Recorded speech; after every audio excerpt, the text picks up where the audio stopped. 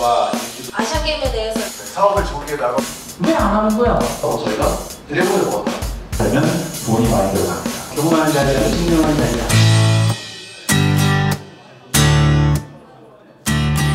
저는 오늘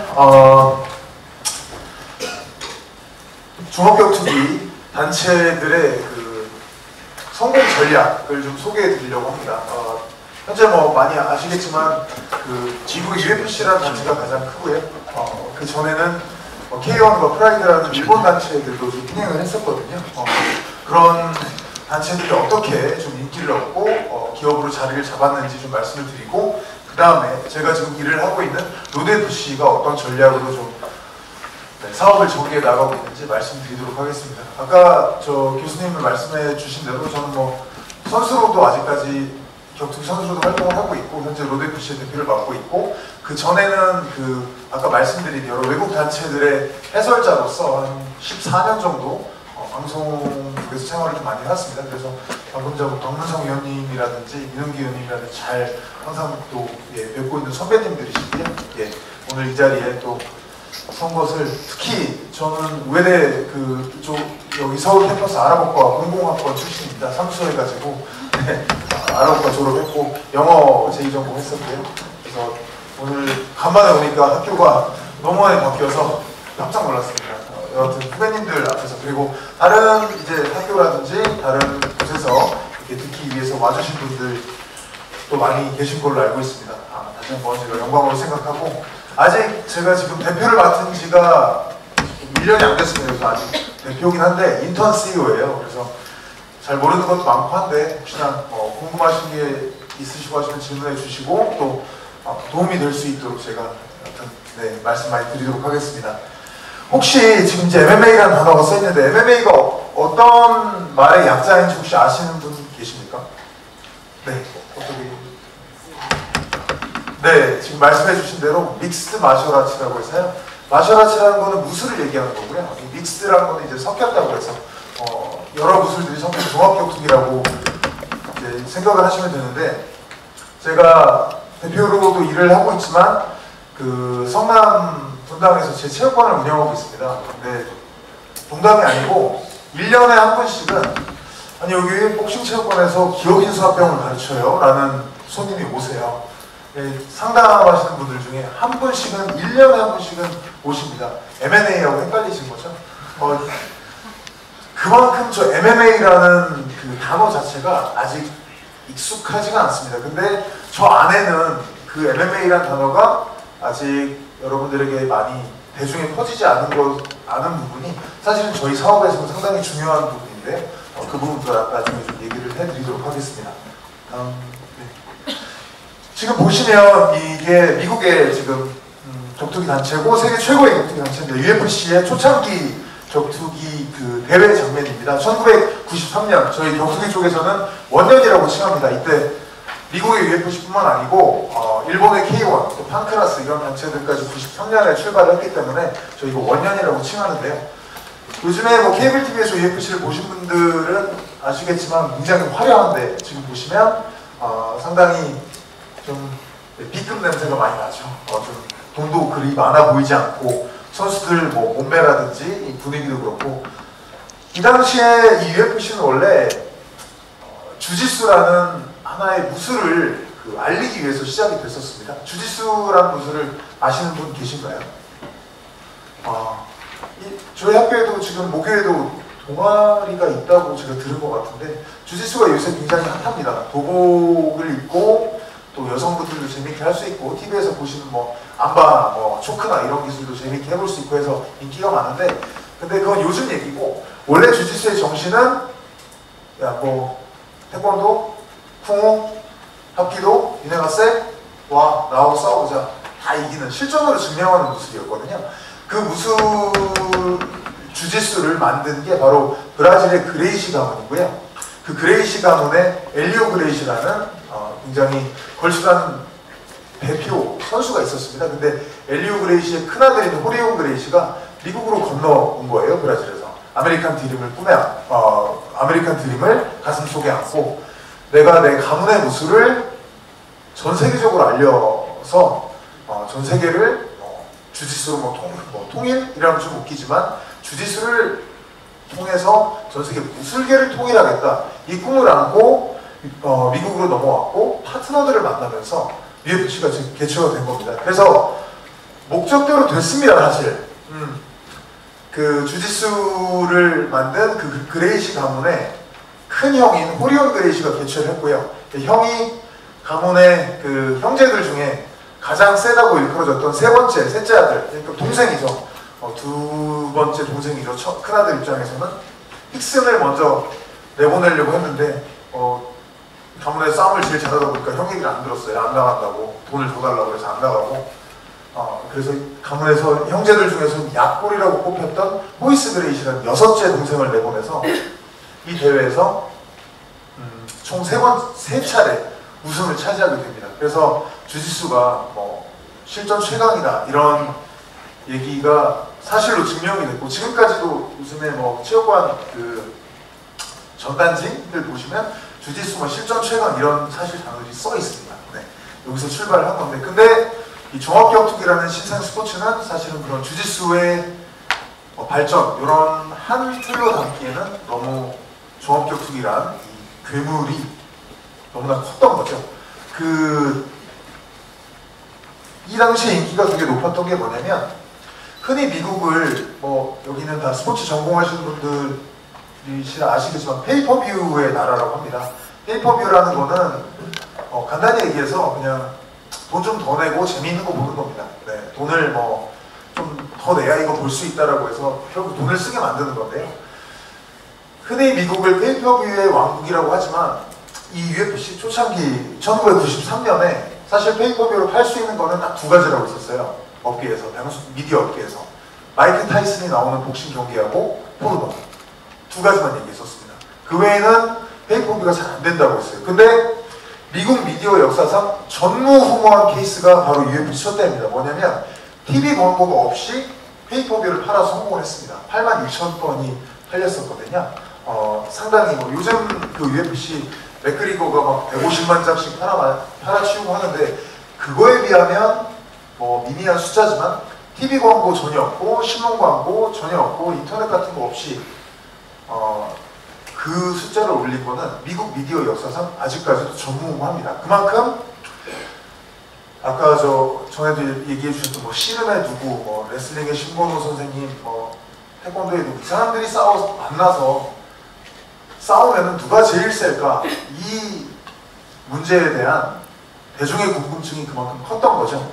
근데 여기에서 이제 한 가지 문제점이 있었습니다. 이 스포츠를 마케팅을 하면서 소위 블러드 마케팅을 했습니다. UFC가 초창기에는 피해 마케팅을 했어요. 그때 슬로건들이 뭐였냐면 일단 케이지 문이 닫히면 둘 중 한 명이 죽기 전에는 나올 수 없다. 뭐 항복하기 전까지는 심판이고 세판이고 절대 경기를 말릴 수 없다. 이런 식의 좀 자극적인 마케팅을 했습니다. 그러니까 당시에 미국의 정치가들이 굉장히 좋은 타깃이 됐습니다. 당시 미국 사회에서 문제였던 게 낙태, 그리고 지금도 똑같습니다. 불법 이민자 문제 이런 게 문제가 크게 됐었는데 사실 지금 제가 말씀드린 2가지만 해도 어떤 식으로 정치인들이 딱 주장을 하든 간에 분명히 찬반 여론이 생기게 되어 있습니다. 근데 폭력, 자, TV에서 폭력적인 거를 없애자. 우리 미국의 아이들을 위해서. 아니 그럼 반대쪽에서 우리 아이들을 강하게 키우기 위해서 폭력을 보여줘야지 할 수는 없는 거거든요. 굉장히 좋은 타깃이 된 거죠, UFC가. 그때 UFC를 상당히 많이 괴롭혔던 게 최근에 세상을 떠났습니다. 존 맥케인 상원의원이 사실 UFC를 타깃으로 해서 미국 전 주의 주지사들에게 편지를 보냈죠. UFC 틀지 마라. UFC 개최하지 마라. 케이블 회사 컴퍼니들에도 다 보내서 UFC 틀지 마라. 네, 그래서 UFC는 거의 망하기 직전까지 갔었는데요. 근데 지금의 UFC로 다음 좀 보시겠어요? 네, 지금 이제 UFC는 하지만 그런 뭐 거의 아사 상태까지 몰렸던 위기를 넘기고 지금 뭐 코너 맥그리거 선수의 사진이고요. 굉장히 큰 대회들을 개최를 하고 있는데 2001년도에 그 망해간 UFC를 사들인 사람이 나타났습니다. 누구냐면 로렌조 퍼티타 회장이라고 카지노 재벌입니다. 라스베가스에. 이 카지노 재벌인 퍼티타 회장이 UFC의 대표로 많이 알려져 있는 데이나 화이트 대표하고 친구예요. 돈 많은 친구인 거죠, 사실은. 돈 많은 친구를 데이나 화이트 대표가 설득을 한 거죠. 매료가 돼서 UFC를 당시에 구입을 얼마에 했냐면 200만 달러 했습니다. 간단하게 얘기해서 한 20억에 산 거죠. 20억에 샀는데 그렇다고 해서 바로 터지지가 않았어요. 적자가 계속 쌓이고 하다가 2005년까지 누적 적자가 약 300억 정도 됐습니다. 예, 산 거 20억에 누적 적자 300억 하면 실제로 아마 저도 이제 회사를 운영을 해보니까 그 정도로 기록이 나오면 실제로 적자가 난 돈도 더 많았을 겁니다. 네. 아무리 퍼티타 회장이 부자라고 해도 더 이상은 안 되겠다, 팔아야 되겠다라고 하고 있을 때 UFC의 잭팟이 터진 게 얼티밋 파이터라는 리얼리티 쇼가 잭팟이 터졌거든요. 미국은 당시에 리얼리티 쇼의 완전 전성기여가지고 뭐 서바이버부터 해서 뭐 피어 팩터 이런 리얼리티 쇼들이 상당히 인기를 많이 누리고 있었는데 UFC에서 얼티밋 파이터라는 자체 리얼리티 쇼를 만들어서 성공을 시켰습니다. 이것도 처음에 방송국이 확신이 없어서 제작비를 UFC가 냈습니다. 제작비가 그것도 100억 원 들었죠. 그러니까 적자가 100억 원 더 쌓이는 것 마지막 리스크를 감수를 하고 도박을 했는데 거기서 터져서 2005년 이후로 UFC는 완전히 흑자로 전환을 하고 대박 행진을 쉬게 됩니다. 그 다음에 UFC의 그 수익 모델 같은 거는 폭스에서 연간 중계권 받았던 게 1,000억 원 정도 됩니다. 물론 아까 변성 의원님이 말씀해주신 축구나 그 전에 야구에 비하면 미미한 숫자인데 저희는 스포츠 자체가 아예 처음 생긴 스포츠 자체가 처음 생긴 거기 때문에 무에서 갑자기 연간 1,000억 원의 방영권료를 받게 된 거죠. 아까 말씀드린 대로 약 300~400억의 적자가 쌓였던 누적 적자를 오너가 해소한 거는 말할 필요도 없고 수년 동안 오너에게 짭짤한 돈을 계속해서 벌어주다가 퍼티타 회장은 작년에 팔았습니다. 혹시 얼마에 판지 아시나요? 아시는 분 계십니까? 아까 20억에 샀다고 말씀드렸죠? 2001년에 20억에 사서 2017년에 16년 만에 4조에 팔았습니다. 네, 엄청난 돈을 벌고 승자가 돼서 치고 빠졌고요. 현재 지금 거대한 이 IMG 그룹이 운영을 하고 있는데 워낙 거대하기 때문에 문제가 되진 않는다고 해도 상당히 비싸게 샀다는 그런 여론이 좀 많습니다. 여하튼 UFC는 세계 최고의 단체로 저는 로데리시 대표로 일하고 있지만 사실 UFC가 최고인 건 맞습니다. 전 세계에서 제일 큰 단체고요. 메이저리그가 야구에서 가장 큰 리그듯이 UFC의 성공 비결이라고 한다면 짧게 생각을 한다면 스포츠의 왕국인 미국에서 결국은 하나의 스포츠로 자리를 잡은 것. 초반에는 자극적인 마케팅으로 좀 위기에 빠지기도 했습니다만 결국은 진짜 스포츠라는 것을 계속해서 어필을 해왔고 근데 그냥 스포츠라고 어필을 해봤자 사람들에게 그냥 들어가지가 않거든요. 근데 리얼리티 쇼라는 사람들이 좋아하는 포맷을 통해서 사람들의 마음속에 주의를 끌기 시작한 거죠. 그 다음에는 역시 가장 큰 건 솔직히 제가 봤을 때는 미국에서 사업을 했기 때문이라고 생각합니다. 저는 이론을 하는 교수님 같은 분들도 아니고 기자님들도 아니고 해설자로 오래 생활을 했지만 지금은 실제로 일을 하고 있으니까요. 마법 같은 얘기는 없습니다. 제가 보기엔 미국에서 사업을 시작한 게 제일 큽니다. 남자들이 돈을 가장 많이 스포츠에 쓸 수 있고 스포츠에 미쳐있는 비정상적으로 미쳐있는 나라이기 때문에 UFC가 이렇게 가장 크게 성공할 수 있었다고 생각을 했습니다. 그 전에 이제 UFC가 이렇게 흥행이 되기 전에는 일본의 K1과 프라이드가 사실은 되게 흥행을 많이 했었습니다. 저도 K1과 프라이드를 모두 해설을 했었는데요. K1은 UFC하고 비슷하게 타격계 무술의 최강을 가리자. 그래서 쿵후의 K, 가라데의 K, 킥복싱의 K, 그리고 태권도도 가운데에 K가 들어가잖아요. 이 K의 K, 그러니까 타격계 무술의 최강자를 가리자라고 해서 K1이라는 이름을 붙여서 1993년부터 흥행을 했고요. 프라이드 같은 경우는 조금 다릅니다. K1은 이제 어떻게 보면 킥복싱 단체라고 보시면 되고요. 프라이드는 UFC와 마찬가지로 정통 종합격투기 단체인데 프라이드는 사실 종합격투기로서 대중에게 다가갔다기보다는 프로레슬링의 인기를 이어서 다가갔다고 보시면 됩니다. 이게 프로레슬링 하시면 미국의 WWE를 생각을 많이 하실 거예요. 화려하고 엔터테인먼트고 까놓고 얘기해서 짜고 하는 거 알지만 우린 재미로 본다 이런 개념이잖아요. 누가 뭐 WWE를 진짜 싸우는 거야 뭐 이렇게 요새 생각을 합니다. 저는 어렸을 때 그렇게 생각을 했었어요. 진짜 싸우는 거야. 근데 엔터테인먼트라는 건 이제 누구나 알고 계시잖아요. 근데 프라이드가 흥행을 했던 일본의 프로레슬링은 관중들의 접근 방식이 팬들의 프로레슬링을 대하는 접근 방식이 완전히 다릅니다. 일본 프로레슬링의 시초는 역도산인데 뭐 영화로도 이제 보신 분들 계실 거예요. 역도산이 가장 많이 했던 게 뭐냐면 덩치 큰 미국 백인 남성들을 데려다 패는 거예요.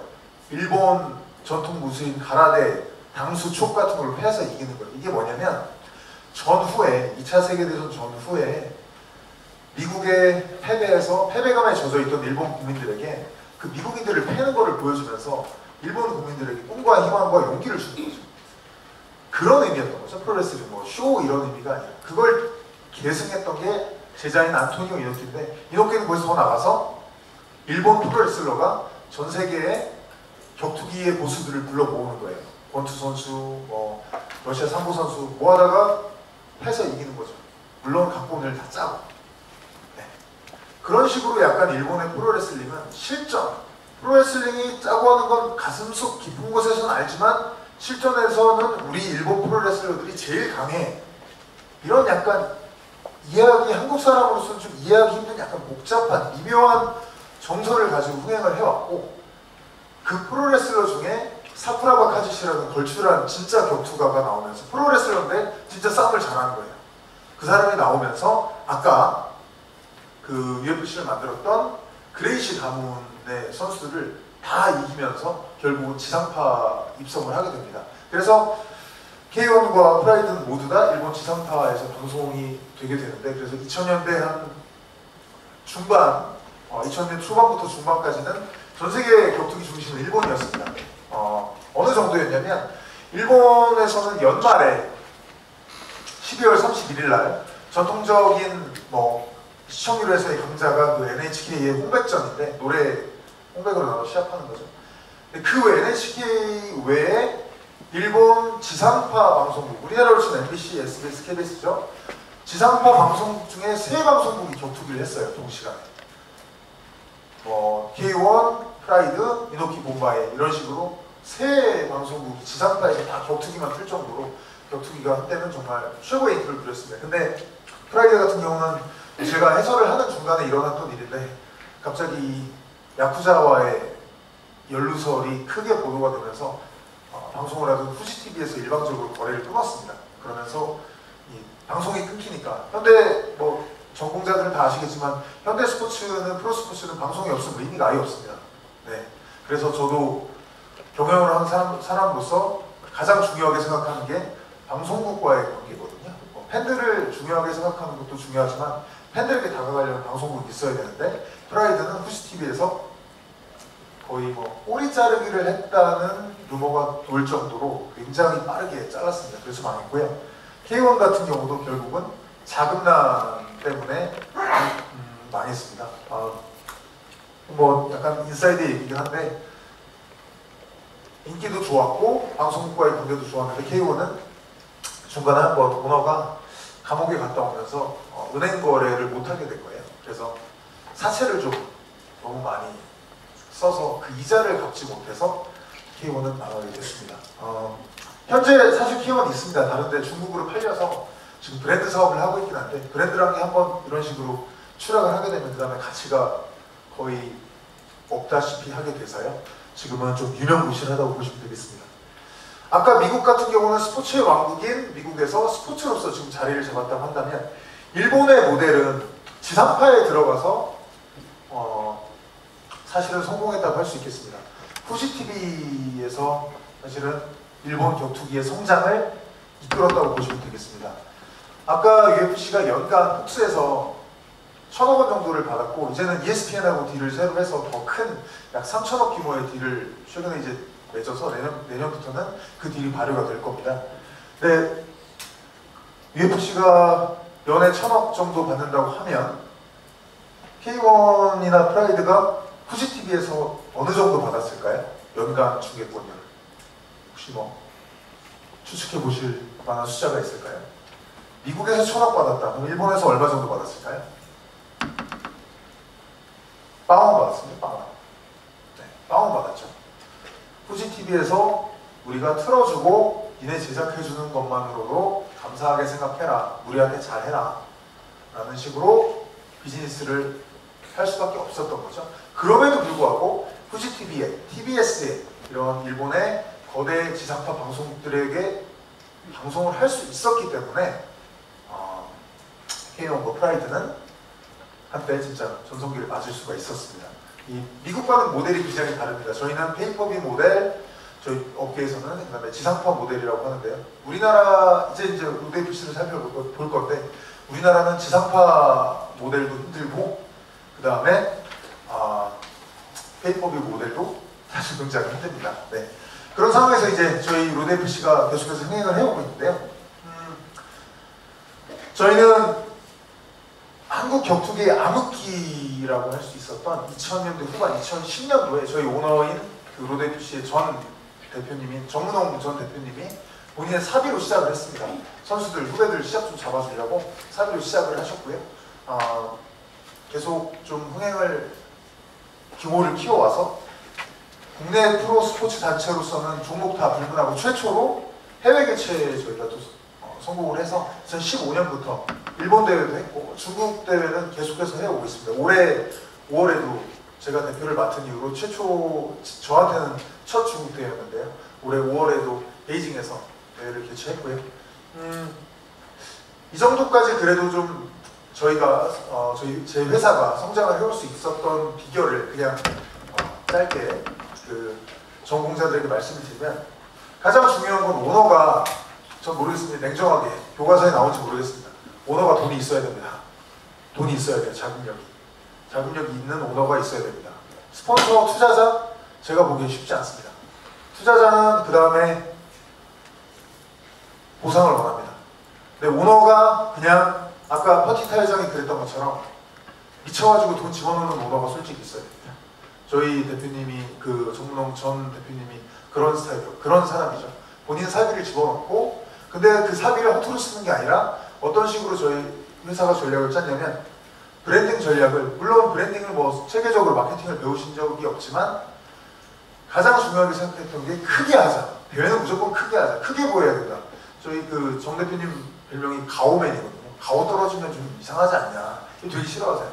크게 하자.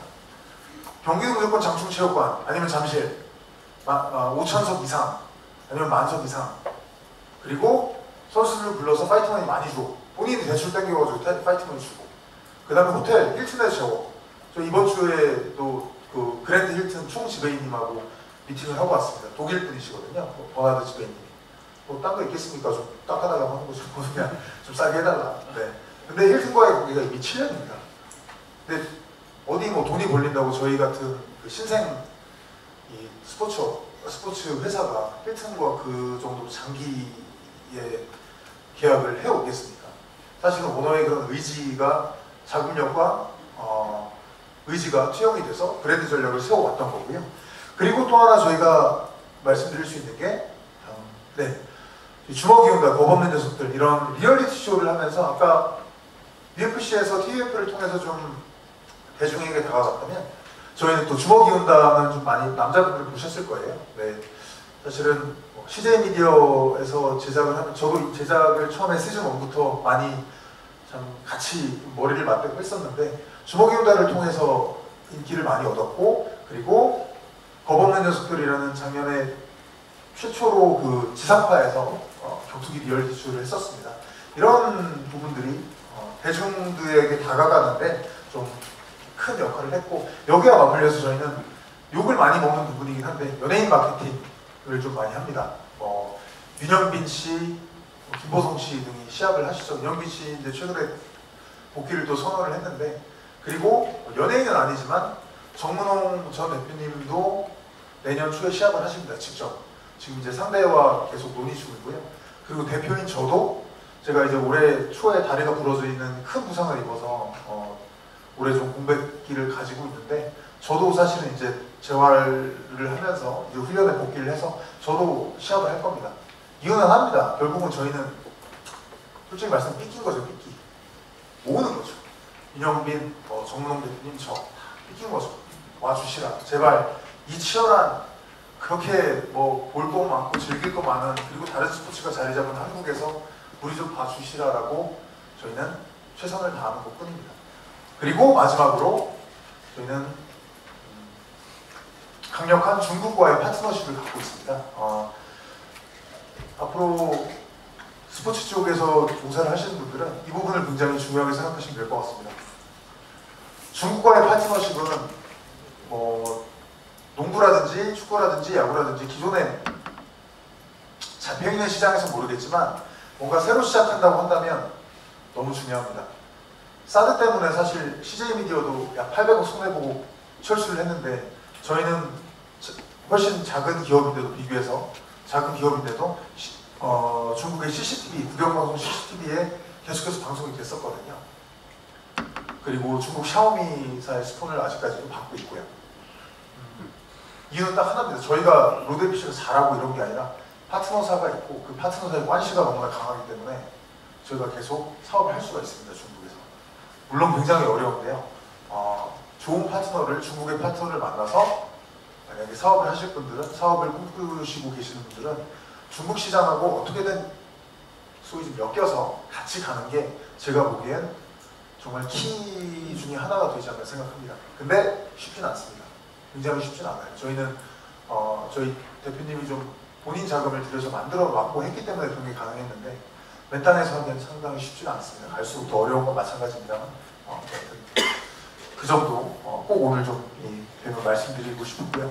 마지막으로 정리를 하자면 아까 오신 다른 분들에 비해서 저희 스포츠는 굉장히 잡혀있지가 않습니다. 아직 자리가 잡아나가는 길을 닦아야 되는 입장이죠. 저희가 거기서 행진을 할 입장은 아니고요. 근데 첫 번째 이유는 저희가 그냥 자부심을 가진 첫 번째 이유는 격투기 스포츠에서 저희보다 센 게 나올 수는 없습니다. 저희보다 센 거 나오면 칼이나 총 들고 싸워야 돼요. 네. 맨손으로 싸우는 건 저희가 끝입니다. 그리고 저희는 브랜드 사업을 할 수가 있습니다. 복싱으로, MMA로, 아까 말씀드린 MMA라는 단어는 포브스에서 이미 평가를 했습니다. 저 단어는 비즈니스 세계에서 가치가 없다. 근데 UFC는 가치가 있다. 네.